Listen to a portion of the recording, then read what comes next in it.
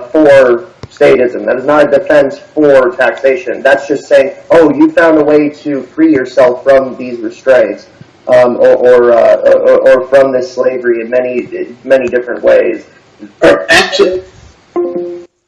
Actually, it's not learning to free yourself from slavery. It's learning to be comfortable in your slavery, because the things I keep hearing you say, Juan, is, oh, the very little taxes I pay, or I'm okay with this, or I receive value from that. Those are all irrelevant. The bottom line is you don't have a choice. It may make you feel okay to say, well, I don't mind paying this, or I don't mind paying that, or I get value out of this. Or it's just very little taxation over here. The bottom line is you cannot opt out. You are not the captain of your own vessel in that. And that shows that all your words are saying is, I'm a slave, but I'm a happy slave because I'm a slave who gets value. I don't have an option, but I kind of like it, which doesn't erase the fact that you're still a slave. Yes, it does. Your emotional rant notwithstanding. What I'm saying is I couldn't personally build a road to the city. So the convenience of it is the administrators where I live didn't build the road way before I was born. So I don't mind paying to use that road. Paying to use what I use. You can call it taxes, I'll call it taxes. I just call it paying the bill for what I use. But you're not. But see, you're using euphemisms, and I don't see the emotion that I just used. I was basically using your words because you're trying to make us you're trying to get us convinced that you're a happy slave, and I'm pretty convinced you are a happy slave, but you're a slave nonetheless. But you're saying you're paying for the roads. That's a euphemism. You're being extorted for those roads. You have to pay for those roads because that's how they built it into your county taxes. But you're still a slave, and that's back to Rika's point. Statism is slavery, and you've actually solidified the point that she originally made.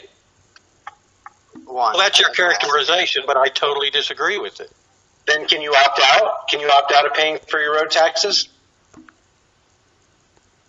Sure. You can? I'd like to do is get an electric vehicle. That opts out of some taxes, not all taxes. He was talking about the road taxes. Property tax doesn't go to tax.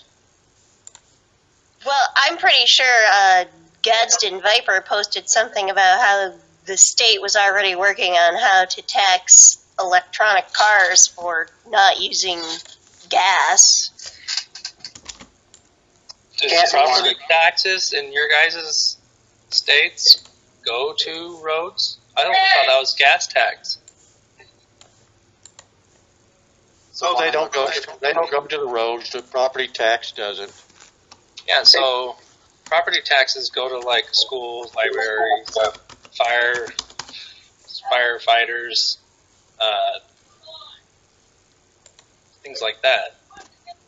In my area, for me, it goes to having a guy come grade my road, my access road, 2 or 3 times a year. Which, if you ever saw it, you'd know that I'm getting a hell of a deal. Right, but the deal it's irrelevant to what we're really talking about. It doesn't matter what kind of deal you're getting. The question is, can you opt out without harm coming to you? In any of these instances. I just gave you an example of opting out of the gas tax. I gave you an example of how you opt out of the gas tax. You get an electric vehicle. You're avoiding. No. Wait. You just said it again. You just made another excuse for the slavery that you're involved in, because in order for you to opt out, you have to do something very difficult that a lot of people can't afford, and that's get an electric vehicle. So in order for you to opt out of that force, that extortion, that thing that makes you happy, that graded road, you have to do something extraordinary. Like you have to exert a lot of effort. You can't just go, hey, I opt out, guys. Oh, you got to get an electric vehicle? They're actually forcing you into that hole. Go ahead, Cannibal. You've been wanting to talk. Go ahead. Well, just to go off on your point, even if you did opt out by getting an electric vehicle, you would still be forced to register that vehicle with the state, which kind of nullifies the point in the first place. I'll let you respond to that before I continue. Yeah, as far as the registering the vehicle, I'm okay with that because then it gives them something to locate if it's stolen. I figure that's value to me. I'd rather.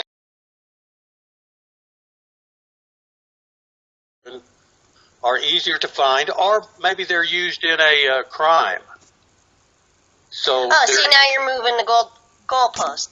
you other examples of what the registrar. I didn't ask for other examples. They all come with a VIN anyways. Hold on, Rika. So, Juan, what if I didn't find value in the security that they could find my car if it's stolen? What if I see that I can protect my vehicle myself, and I don't see the same value as you do? Would you agree that if I didn't want to pay that and believe that that was worth the value, that I shouldn't have to without force being applied? No, I would say that's entirely up to you, what you decide to do. But Why are you asking me about your situation? I'm talking about my situation. I'm agreeing with your situation, but what if I don't see the same value that you do in taxes?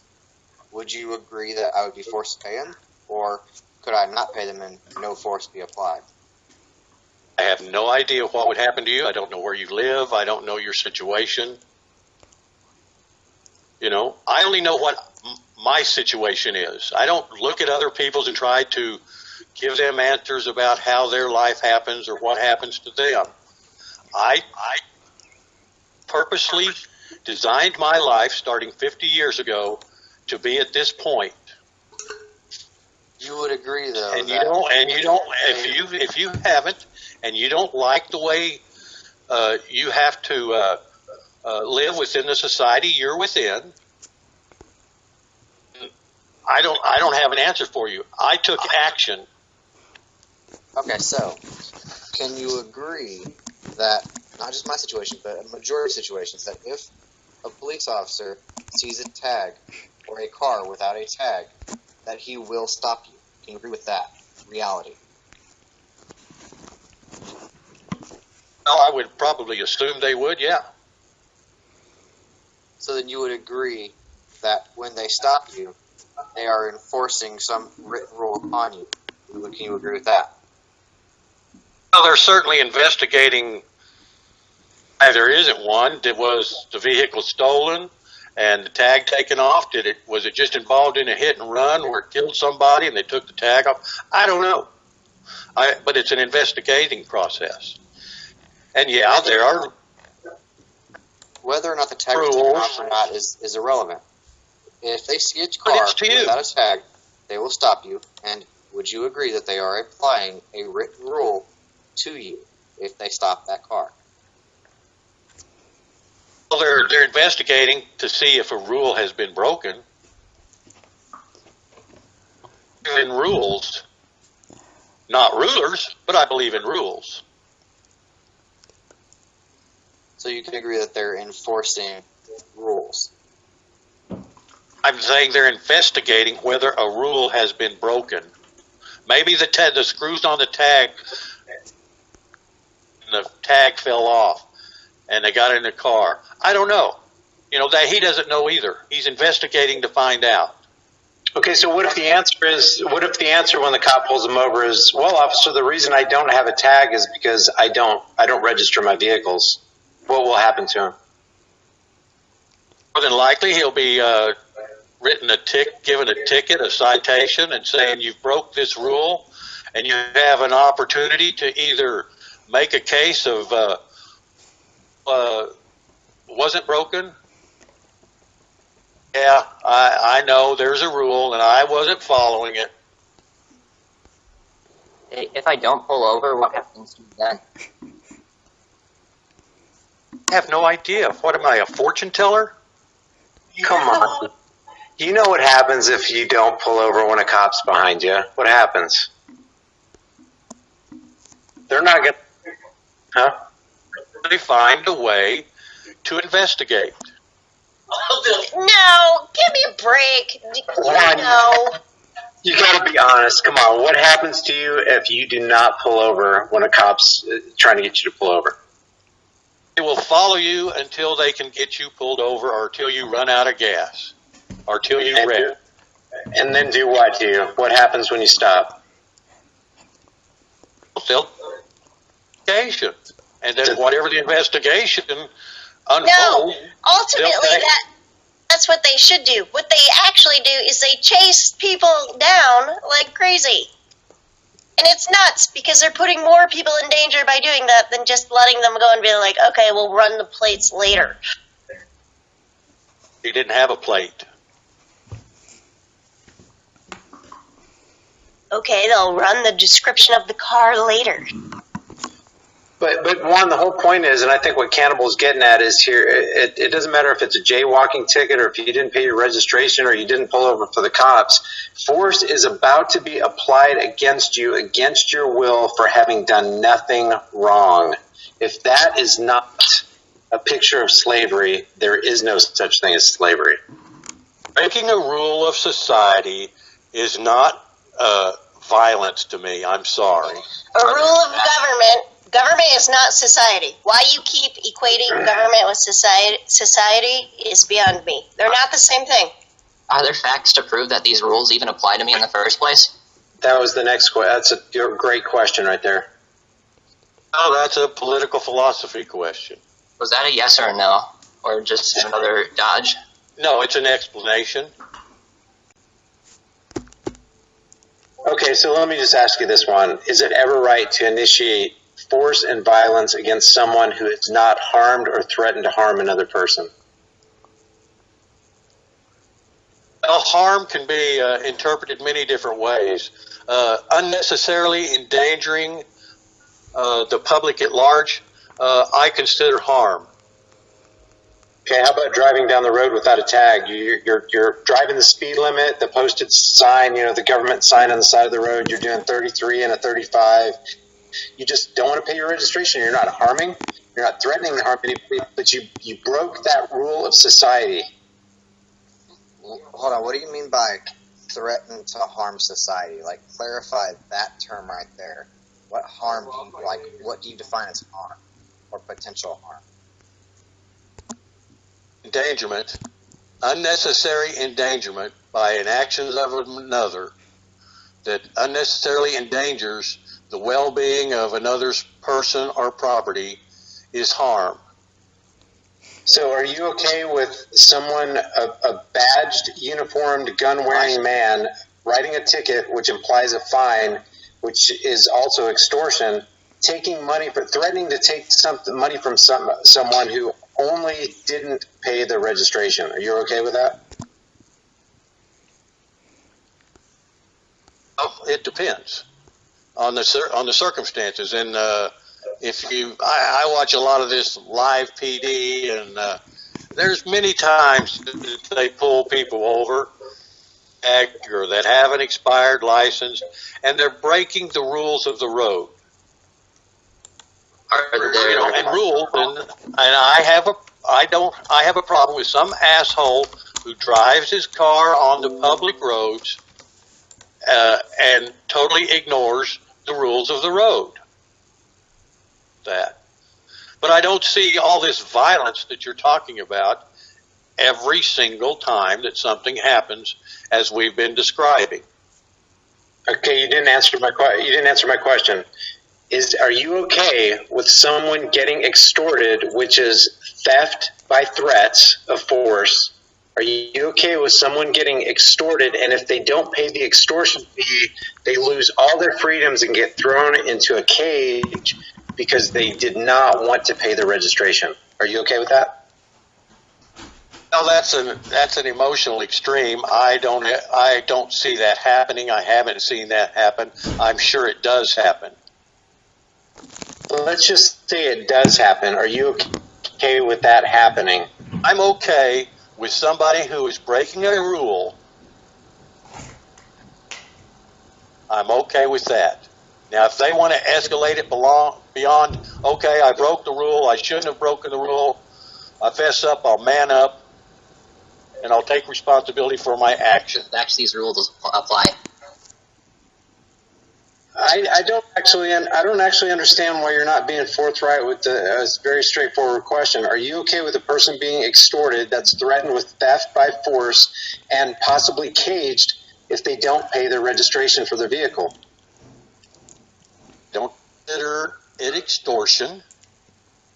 Yes, I don't no. think anybody who has no registration is going to be thrown in a cage. I've never seen that happen. It's not a cageable offense. It is a cageable offense because if you continue to not pay the fine of the state, they don't let you get away with that. If you continue to not pay taxes, you get thrown into a cage for tax evasion, let alone for not paying your registration. So I don't understand why you're being honest with the answer. In some states, you actually can be arrested for driving with an unregistered vehicle. Doesn't that imply that I'm in a state? Let me just give you a personal example. 6 months ago, I was driving, minding my own business, way under the speed limit, driving very carefully because I always do. And it's 12 o'clock at night. I just got off of work. A cop goes out of his way, makes a U-turn, follows me. He impounds my vehicle because my registration is not up to date. It cost me $240.40 to get it out. If I don't pay the extortion money, and that's exactly what it is, I don't get my car back. They literally stole my property from me for having done nothing wrong. I didn't harm someone. I didn't threaten to harm them, but they stole my property. Taking property from somebody else without their consent is theft. Are you okay with that, Juan? Broke a rule, and you got corrected for it. Dude! You should have kept your registration up as a non-retarded adult. You know those things are required. You know those things are rules. There's some ad hom from the walk up. Whoop, whoop. Everybody listen. Wait. That isn't useful in this discussion. One, do we even provide evidence that they have any right to tell you that you need to pay registration in the first place? No, hold on a second, guys. Let me just finish this. First of all, Juan, you did just use an ad hominem against me, which that's. No, I did not. Yes, you did, Juan. Juan, come on, you're not even being honest with the conversation. Okay, so the answer is yes. You're okay with my property being stolen from me against my will because I broke that societal rule. Ad hom. What ad hom? Just answer my question. I'll get back to that in a second. Apparently, I'm supposed to answer your questions, but you're not supposed to answer mine. Of an ad hominem, and I want. Well, you said anyone not retarded, so that's there you go. Ad hominem. An implied ad hominem is still an ad hominem, one. You're backhanded ad hominem. That's passive aggressiveness. I get accused of that a lot. I don't know why, because I don't think I do it, but maybe I do. But whatever. Which is why Carry you on. ask the question again and again, and we're trying to get an answer before we get dragged back into the weeds. Yeah, fair point. So you're okay with that rule, right, Juan? I'm okay with if you break a rule to have a consequence for it. Yes, I'm okay with that. Okay, so But then then it was illegal to kill somebody in self-defense. Well, the bottom line then, Juan, is that you're okay with statism, which is slavery, and that's utter slavery for a man, regardless of the arbitrary rule, to take property from another man without his consent. You're saying that's slavery, and you're okay with slavery. Oh, I'm saying you give implied consent when you go out on the public roads. You give implied consent that you are going to follow the rules of the road. Says who? Got any evidence of With that? me. What? Well, And who made the rules? And that you said it was required. So where was for the requirement? That's a good question. Let me jump in here, please, and then if this guy who is defending the state, I came here from Africa and bought my first car, and unfortunately it was tinted so bad. Like tinting, which is legal in Florida, is illegal in Georgia. Unfortunately, my car was from Florida, so the first time I bought the car, paid it off, and drove off the parking lot. I got pulled over. and got a ticket for tinted window.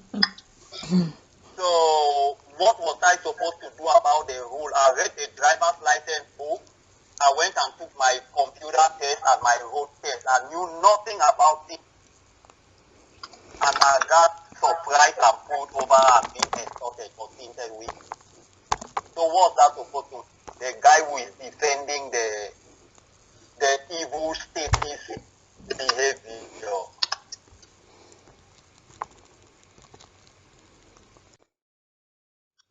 Okay, so back to the question: what implied consent is given? Exactly. That's why I brought on my story. So I want to listen. The guy who is defending. Is he there? Implied consent happens when you leave your driveway and hit the public roads. That you are implying that you consent to the rules of those public roads. So here's the problem. Wow. Well, here's the issue with that, though. It's kind of the same thing as the argument of if you don't like it, leave.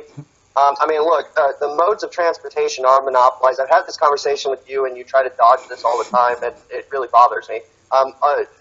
The roads are our main way of traveling. They were put here without our consent. Most of us were born into it. I know you were born at a time where not everything was as developed as it is now. But if I mean, would you agree that I have a right to travel? Yes, of course. Okay, you agree I have a right to travel. If I have a right to travel, then why am I compulsed into, let alone following rules, having to pay into these things? I mean, shit, I kind of messed up my argument a little bit. My bad. The point I'm trying to make is it's not like we're actually given a choice to go on the roads or not. So it's kind of the same argument like before when you would say if you don't like it, leave. I could say the same thing about an abusive relationship. You know, just because someone is in a place does not mean they consent to what's being done to them. It's just not a valid argument. Otherwise, unless you want to say that, you know, an abusive relationship is okay just because the other person doesn't leave. You know, it's the same situation. Okay, back to travel, and let's get rid of the abused wife. Back to travel. There's a lot of people in cities, and I've seen them, and I'm sure you've seen them, that don't own cars. Stop, and they get on a bus, and they travel to wherever they want to go. There are ways that you can travel that you are not personally using public roads. Are you saying that a public entity can't run a public transportation service? Why can't a private person run a public? All Uber. Well, there you go. But the roads are still built, and they're built by who?